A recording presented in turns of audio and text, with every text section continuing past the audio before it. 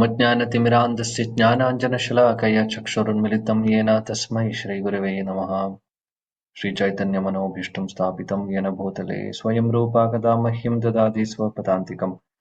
वन्देऽहं श्रीगुरों श्रीयुतपदकमलं श्रीगुरून् वैष्णवांश्च श्रीरूपं सागरजातं सहगणरघुनाथान्वितं तं सजीवं साद्वैतं सावधूतं परिजनसहितं कृष्णचैतन्यदेवं श्रीराधाकृष्णपादान् सहगणललिता श्रीविशाखान्वितांश्च। हे कृष्ण करुणा सिन्धु दीनबन्धो जगत्पते गोपेश गोपिकान्त राधाकान्त नमोऽस्तुते। तप्तकाञ्चन गौराङ्गी राधे वृन्दावनेश्वरी वृषभानुसुते देवी प्रणमामि हरिप्रिये। वंशाकल्पतरुभ्यश्च कृपा सिन्धुभ्येव च पतितानां पावनेभ्यो वैष्णवेभ्यो नमो नमः। नमो विष्णुपादाय कृष्णपृष्ठाय भूतले श्रीमते भक्तिवेदान्त स्वामिनिति नामिने। नमस्ते सरस्वती देवे गौरवाणी प्रचारिणे निर्विशेष शून्यवादी पाश्चात्य देशतारिणे। जय श्री कृष्ण चैतन्य प्रभु नित्यानंद श्री अद्वैत गदाधर श्रीवासादि गौर भक्तवृंद। हरे कृष्ण कृष्ण कृष्ण हरे हरे हरे राम राम राम हरे हरे हरे कृष्ण कृष्ण कृष्ण हरे हरे हरे राम राम हरे हरे कृष्ण कृष्ण कृष्ण हरे राम राम हरे हरे मुखम करोति वाचलम तत्कृपातमहं वन्दे श्री गुरु दीनतारिणम्।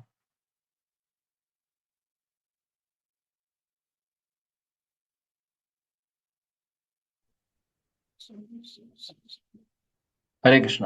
പ്രിയപ്പെട്ട എല്ലാ ഭക്തർക്കും എൻ്റെ വിനീതമായ പ്രണാമം.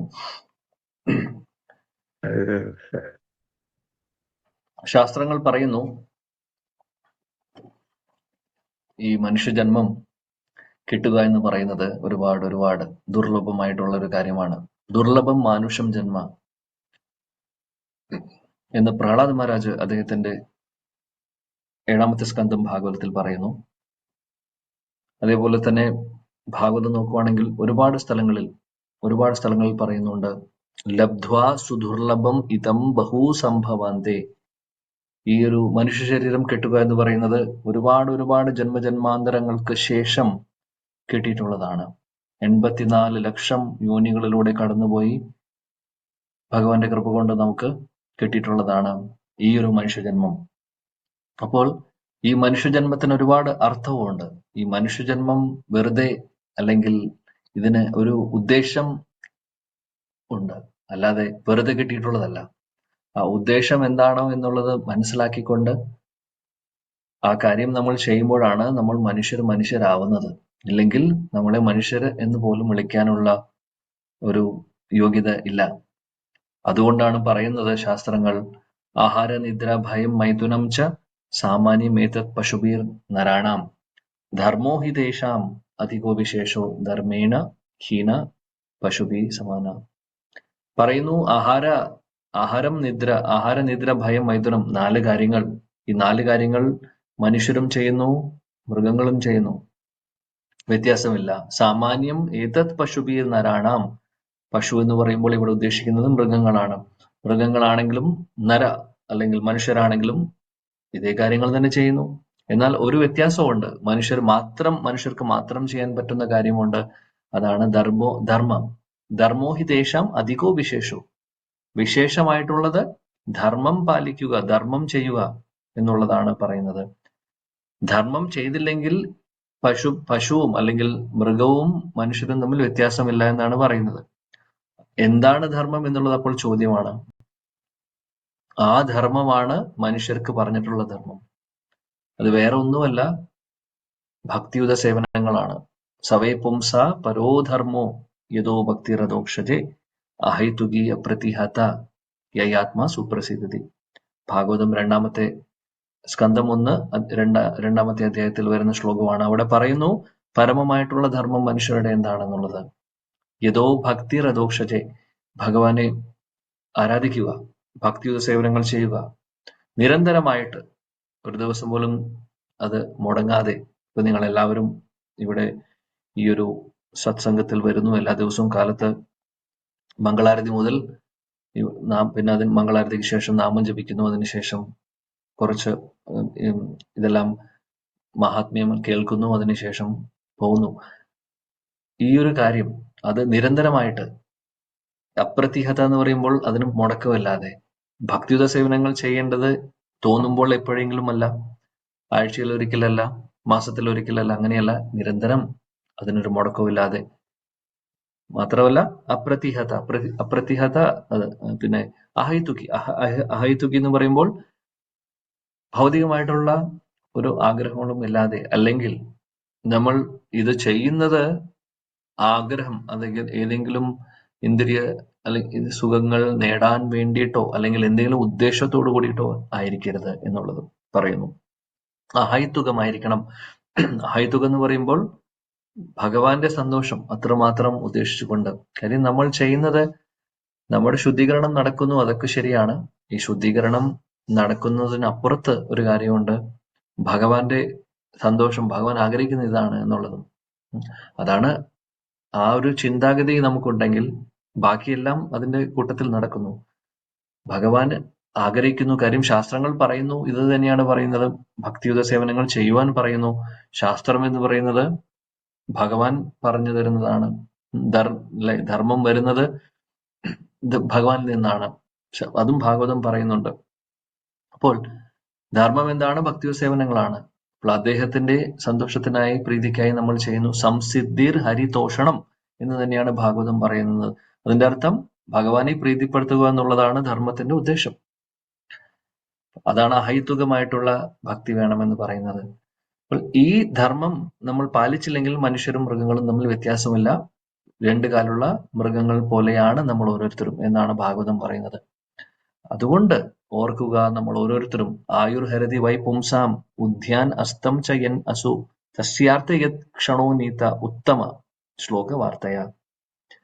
ആയുസ് പോയിക്കൊണ്ടിരിക്കുന്നു, നമ്മൾ അറിയുന്നില്ല. എങ്ങനെയാണ് പോകുന്നത്? സൂര്യൻ ഉദിക്കുന്നു, അസ്തമിക്കുന്നു. അതേപോലെയാണ് നമ്മുടെ ഓരോരുത്തരുടെയും ആയുസ് കുറഞ്ഞുകൊണ്ടിരിക്കുന്നത്. ഓരോ ദിവസം കഴിയുമ്പോൾ നമ്മൾ മരണത്തിലേക്ക് അടുത്തുകൊണ്ടിരിക്കുന്നു. അതുകൊണ്ട് ഭാഗവതം നമ്മളെ ഓർമ്മിപ്പിക്കുന്നു, രണ്ടാമത്തെ സ്കന്ധത്തിൽ ചെയ്യേണ്ടത് എന്താണ്? തസ്യാർത്ഥേ യത് ക്ഷണോ നീത ഉത്തമ ശ്ലോക വാർത്തയ. സമയം പാഴാക്കാതെ, നമുക്ക് സമയം പാഴാക്കാൻ ഇല്ല, അത്രമാത്രം. ഒരുപാട് ഉണ്ടെങ്കിൽ പാഴാക്കാൻ എന്നുള്ളൊരു ക്വസ്റ്റ്യൻ വരാം. ഇല്ല, എപ്പോൾ വേണമെങ്കിലും സംഭവിക്കാം മരണം. നമ്മുടെ കയ്യിൽ സമയമില്ല. അതുകൊണ്ട് എന്താണ് പറയുന്നത്? ഉത്തമ ശ്ലോക വാർത്തയ. ഭഗവാനെ കുറിച്ച് കേൾക്കുക, ഭഗവാനെ കുറിച്ച് ചർച്ച ചെയ്യുക, നാമം ചൊല്ലുക, ഇതാണ് ഉദ്ദേശം. ഇത് ചെയ്തില്ലെങ്കിൽ എന്താണ്? നമ്മൾ ഒരു ദിവസം മരിക്കുന്നു. മരിക്കുമെന്നാണെങ്കിലും മരണം എന്തായാലും ഉണ്ടാവും. അത് നാമം ചൊല്ലുന്നവരും നാമം ചൊല്ലാത്തവരും, ഭഗവാനെ കുറിച്ച് കേൾക്കുന്നവരും കേൾക്കാത്തവരും എല്ലാവരും മരിക്കുന്നു. എന്നാൽ ഭഗവാൻ ഒരു ഉറപ്പ് പറയുന്നുണ്ട്, എന്നെ ഓർത്തുകൊണ്ട് മരിക്കുകയാണെങ്കിൽ, അല്ലെങ്കിൽ മരണസമയത്ത് എന്നെ ഓർക്കുകയാണെങ്കിൽ എന്റെ അടുത്തേക്ക് വരുമെന്ന് ഭഗവാൻ ഉറപ്പ് പറയുന്നു. അപ്പോൾ അത് സംഭവിക്കണമെങ്കിൽ നിരന്തരമായിട്ട് അഹൈതുകമായിട്ടുള്ള അപ്രതിഹത നിരന്തരമായിട്ടുള്ള നമ്മുടെ ആ ഭക്തിയുത സേവനങ്ങളാണ് നമ്മളെ അവസാനത്തെ പരീക്ഷ എഴുതാൻ വേണ്ടി സഹായിക്കുന്നത്. അപ്പോൾ എങ്ങനെ ഇത് എന്നുള്ള ചോദ്യം വരുമ്പോൾ അത് അത്ര ബുദ്ധിമുട്ടുള്ള കാര്യമല്ല. നമ്മളിപ്പോൾ ചെയ്യുന്നത് പോലെ തന്നെ കാലത്ത് ഒരു ടൈം ടേബിൾ ഉണ്ടാക്കി നമ്മൾ ചെയ്യുന്നത് പോലെ കാലത്ത് എഴുന്നേറ്റ് മംഗളാരതി അറ്റൻഡ് ചെയ്യുന്നു. ശീല പ്രഭുപാദന്റെ കൃപ കൊണ്ട് അദ്ദേഹം വളരെ ഭംഗിയായി എല്ലാ ഹരകൃഷ്ണ അമ്പലങ്ങളിലും നോക്കിക്കഴിഞ്ഞാൽ ഇതേ സമയത്ത് തന്നെ മംഗളാരതി നടക്കുന്നുണ്ടാവും. അത് ഏത് രാജ്യത്താണെങ്കിലും ആ രാജ്യത്തെ 4:30 സമയം, 5 മണി സമയം, ഈ സമയത്താണ് മംഗളാരതി നടക്കുന്നത്. അതിനുശേഷം സീക്വൻസ് ആയിട്ട് ബാക്കി പ്രോഗ്രാമും ഭാഗവതവും എല്ലാം ഉണ്ട്. ഇതെല്ലാം നിരന്തരമായിട്ട് നമ്മൾ ചെയ്യുമ്പോൾ പിന്നെ നമ്മുടെ ജീവിതത്തിന്റെ ഭാഗമായി മാറുന്നു. അപ്പോൾ തീർച്ചയായിട്ടും മരണസമയത്ത് ഒരു ബുദ്ധിമുട്ടും ഇല്ലാതെ തന്നെ ഭഗവാനെ ഓർക്കുവാൻ നമുക്ക് സാധിക്കുന്നു. അല്ലെങ്കിൽ എളുപ്പമല്ല, കലിയുഗം നമ്മളെ കൊണ്ടുപോകും. കലിയുഗത്തിലെ കാര്യം പറയേണ്ട ആവശ്യമില്ല. കലിയുഗത്തിൽ ഒരുപാട് ദോഷങ്ങളുണ്ട്, നമുക്കറിയാം. പ്രായണ അല്പായുഷ സഭ്യ, ആയുസില്ല, മാത്രമല്ല മന്ദ സുമന്തമതയോ, നമ്മൾ മടി പിടിച്ച ആൾക്കാരാണ്, മടിയാണ്. എഴുന്നേൽക്കുവാനും അല്ലെങ്കിൽ അമ്പലത്തിലേക്ക് ആരെങ്കിലും വിളിച്ചു കഴിഞ്ഞാലും സത്സംഗങ്ങളിലേക്ക് വിളിച്ചു കഴിഞ്ഞാലും ആളുകൾക്ക് വരാൻ ബുദ്ധിമുട്ടാണ്, മടിയുണ്ട്. ആളുകൾ പിന്നെ തെറ്റിദ്ധരിക്കുന്നു, പെട്ടെന്ന് തെറ്റിദ്ധരിക്കപ്പെടുന്നു ഈ ഒരു കാലത്ത്. എല്ലാം കൊണ്ടും ദോഷങ്ങളാണ്, ദോഷങ്ങൾ നിറഞ്ഞിരിക്കുന്നു. അതിനു പുറമെ ക്ലേശങ്ങൾ, ആദി ഭൗതിക ക്ലേശം, ആധ്യാത്മിക ക്ലേശം, ആദി ദൈവിക ക്ലേശം, കൂടെ ജന്മമരണം, ഇതെല്ലാം വ്യാധി, എല്ലാം ഒരുപാട് പ്രശ്നങ്ങൾ നമ്മൾ അനുഭവിക്കുന്നു. കലിയുഗത്തിലാവുമ്പോൾ അത് കൂടുന്നു, അതാണ് പ്രശ്നം. എന്നാൽ ഭാഗവതം പറയുന്നു 12ാമത്തെ സ്കന്ധത്തിൽ, കലേർ ദോഷ നിധേ രാജൻ അസ്തിഹി ഏകോൻ മഹാഗുണാൻ കീർത്തനാദേവ കൃഷ്ണസ്യ മുക്തസംഗ പരം വ്രജേത്. പരീക്ഷിത് മഹാരാജനോട് ശുകദേവ ഗോസ്വാമി പറയുന്നു, കലികാലത്തിൽ ദോഷങ്ങൾ മാത്രമേ ഉള്ളൂ, എന്നാൽ ഒരു വളരെ വളരെ വളരെ ഗുണവും ഏറ്റവും പ്രധാനപ്പെട്ട അല്ലെങ്കിൽ വലിയൊരു ഗുണമുണ്ട്. എന്താണത്? കീർത്തനാദേവ കൃഷ്ണസ്യ മുക്തസംഗ പരം വ്രജേത്. ഭഗവാൻ കൃഷ്ണന്റെ നാമം ചൊല്ലുകയാണെങ്കിൽ നമുക്ക് മുക്തി എന്ന് പറയുന്നത് സാധാരണ മുക്തിയല്ല. ബ്രഹ്മജ്യോതിയിലേക്ക് ലയിക്കുന്നു അല്ലെങ്കിൽ ഈ പ്രശ്നങ്ങളിൽ നിന്നൊരു നിവാരണം എന്നുള്ളതല്ല മുക്തി എന്ന് പറയുന്നത് ഭഗവത് ധാമത്തിലേക്ക് പ്രവേശിച്ച് ഭഗവാന്റെ കൂടെ ലീലകളിൽ പങ്കെടുക്കാൻ നമുക്ക് അവസരം കിട്ടുന്നു. അതിനേക്കാൾ വലിയ കാര്യം എന്താണ്? അതാണ് കൃഷ്ണനാമത്തിന്റെ ശക്തി. ഹരേർ നാമ ഹരേർ നാമ ഹരേർ നാമ ഏവ ഈ കേവലം കലോ നാസ്തി ഏവ ഗതിർ അന്യത. ഒരുപാട് ശാസ്ത്രങ്ങളിൽ ഹരിനാമത്തിന്റെ മഹാത്മ്യം പറയുന്നുണ്ട്. ബൃഹന്നാരദീയ പുരാണം പറയുന്നത് ഇങ്ങനെയാണ്: ഹരിനാമം അല്ലാതെ കലിയുഗത്തിൽ രക്ഷപ്പെടാൻ വേറെ ഒന്നുമില്ല. ആ ഹരിനാമമാണ് നമ്മൾ ഭഗവാന്റെ കൃപ കൊണ്ട്, ചൈതന്യ മഹാപ്രഭുവിന്റെ കൃപ കൊണ്ട് ഓരോ ദിവസവും ചൊല്ലുന്നത്. ഇതിനേക്കാൾ വലിയൊരു സൗഭാഗ്യം നമുക്ക് കിട്ടാനില്ല. വളരെയധികം വ്യക്തമായിട്ട് തന്നെ പറയുന്നുണ്ട്, കൃഷ്ണനാമം ചൊല്ലണം എന്നുള്ളത് ഹരിനാമം ചൊല്ലണം എന്ന് പറയുന്നു. ഹരിനാമം തന്നെ ഇപ്പോൾ ഓം നമോ ഭഗവതേ വാസുദേവായ, ഓം നമോ നാരായണായ, ഇതെല്ലാം ഹരിനാമം തന്നെയാണ്. ഭഗവാൻ ഹരി എന്ന് പറയുമ്പോൾ ഭഗവാൻ കൃഷ്ണൻ, ഭഗവാൻ വിഷ്ണു, നാരായണന്റെ നാമമാണ്. എന്നാൽ വളരെ സ്പെസിഫിക്കലി കലിസന്തരണ ഉപനിഷത്തിൽ പറയുന്നു ഏത് നാമമാണ് ചൊല്ലേണ്ടത്, ഹരിനാമത്തിൽ ഏത് നാമം എന്നുള്ളത് വളരെ ക്ലിയർ ആയിട്ട് കലിസന്തരണ ഉപനിഷത്തിൽ പറയുന്നു. ഹരേ കൃഷ്ണ കൃഷ്ണ കൃഷ്ണ ഹരേ ഹരേ, ഹരേ രാമ രാമ രാമ ഹരേ ഹരേ. ഈ 16 അക്ഷരങ്ങൾ അടങ്ങിയിട്ടുള്ള ഹരേ കൃഷ്ണ മഹാമന്ത്രമാണ് കലികാലത്തിലെ പ്രിസ്ക്രൈബ് ചെയ്തിട്ടുള്ള അല്ലെങ്കിൽ നിർദ്ദേശിച്ചിട്ടുള്ള ആ ഒരു മഹാമന്ത്രം. ഒരുപാട് അസുഖങ്ങൾക്ക് ചിലപ്പോൾ നമുക്കറിയാം, അസുഖങ്ങൾ വരുമ്പോൾ ഡോക്ടറെ അടുത്ത് പോകുന്നു, മരുന്ന് തരുന്നു. എന്നാൽ എല്ലാവർക്കും കോമൺ ആയിട്ടുള്ള മരുന്നും ഉണ്ടാവും, സ്പെസിഫിക് ആയിട്ടുള്ള മരുന്നും ഡോക്ടർ തരുന്നു. ചിലതെല്ലാം പനിയൊക്കെ വരുമ്പോൾ കോമൺ ആയിട്ടുള്ള മരുന്ന് കൊടുക്കുന്നു. എന്നാൽ ചില സ്പെഷ്യൽ ആയിട്ടുള്ള അസുഖം ഉണ്ടെങ്കിൽ ഡോക്ടർ അവരുടെ ശരീരത്തിലെ കണ്ടീഷൻ അനുസരിച്ചിട്ടാണ് നമുക്ക് മരുന്ന് തരുന്നത്. അതേ മരുന്ന് വേറൊരാൾക്ക് കിട്ടിക്കൊള്ളണമെന്നില്ല. ആ ഡോസ് വ്യത്യാസമുണ്ടാവും, പല കാര്യങ്ങളും വ്യത്യാസം ഉണ്ടാവും. അതേപോലെ ഈ ഒരു കലിയുഗത്തിൽ വളരെ സ്പെസിഫിക് ആയിട്ട് ഭഗവാൻ നമുക്ക് പറഞ്ഞു തന്നിട്ടുള്ള, ശാസ്ത്രങ്ങൾ പറഞ്ഞു തന്നിട്ടുള്ള നാമം എന്ന് പറയുന്നത് ഹരേകൃഷ്ണ മഹാമന്ത്രമാണ്. അതിനൊരു സംശയവും ഇല്ല. അതുകൊണ്ട് ഹരേകൃഷ്ണ മഹാമന്ത്രം നമ്മൾ ചൊല്ലുമ്പോൾ ഈ ഒരു യുഗത്തിൽ അതിന് ഒരുപാട് ശക്തിയുണ്ട്. ജീവിതത്തിൽ കിട്ടാവുന്ന ഏറ്റവും വലിയ മഹാസൗഭാഗ്യമാണ് ഭഗവാന്റെ തിരുനാമം, ഹരേകൃഷ്ണ മഹാമന്ത്രം എന്നുള്ളത് ഓർക്കുക. ഓരോ ദിവസവും മുടങ്ങാതെ നിശ്ചിത സംഖ്യ എത്രയാണോ നമ്മൾ ജപിക്കുന്നത് അത്രയും സംഖ്യ ജപിക്കുക. ദീക്ഷ കഴിഞ്ഞവർ 16 മാല ജപിക്കുന്നു മിനിമം. അത് അല്ലാത്തവര് സാധിക്കുന്ന രീതിയിൽ ജപിക്കുന്നു. എത്രയാണോ സാധിക്കുന്നത്, എത്രയാണോ നമ്മൾ ജപിക്കുവാൻ നമ്മളൊരു തീരുമാനമെടുക്കുന്നത്, കൺസിസ്റ്റന്റ് ആയിട്ട് നിരന്തരം അത് ചൊല്ലി മുന്നോട്ട് പോവുക എന്നുള്ളതാണ് നമ്മൾ ചെയ്യേണ്ടത്. അങ്ങനെ കൂട്ടി മുന്നോട്ട് വരണം. അങ്ങനെ നാമം നമ്മുടെ ജീവിതത്തിന്റെ ഒരു ഭാഗമായി മാറണം. ശ്വാസം വലിക്കുന്നത് പോലെ ശ്വാസം വലിച്ചു വിടുന്നത് നമ്മൾ ആരെങ്കിലും അറിയുന്നുണ്ടോ? ആരും അറിയുന്നില്ല. അത് ഓട്ടോമാറ്റിക്കലി നടക്കുന്നു. അതേപോലെ ആയിരിക്കണം ഹരിനാമവും നമ്മുടെ നാവിൽ വരേണ്ടത്, ഹൃദയത്തിൽ വരേണ്ടത്. ആ ഒരു കാര്യം നമ്മൾ ഓർക്കുക. അപ്പോൾ അത് സംഭവിക്കണമെങ്കിൽ നമ്മൾ നിരന്തരം അത് ചെയ്യുമ്പോഴാണ്, നമ്മൾ ഒരു കാര്യം എപ്പോഴും ചെയ്യുമ്പോൾ അല്ലെങ്കിൽ എല്ലാ ദിവസവും മുടങ്ങാതെ ചെയ്യുമ്പോഴാണ് അത് ശീലമായി മാറുന്നത്. ഇത് ഓട്ടോമാറ്റിക്കലി ജീവിതത്തിന്റെ ഭാഗമാവുന്നു.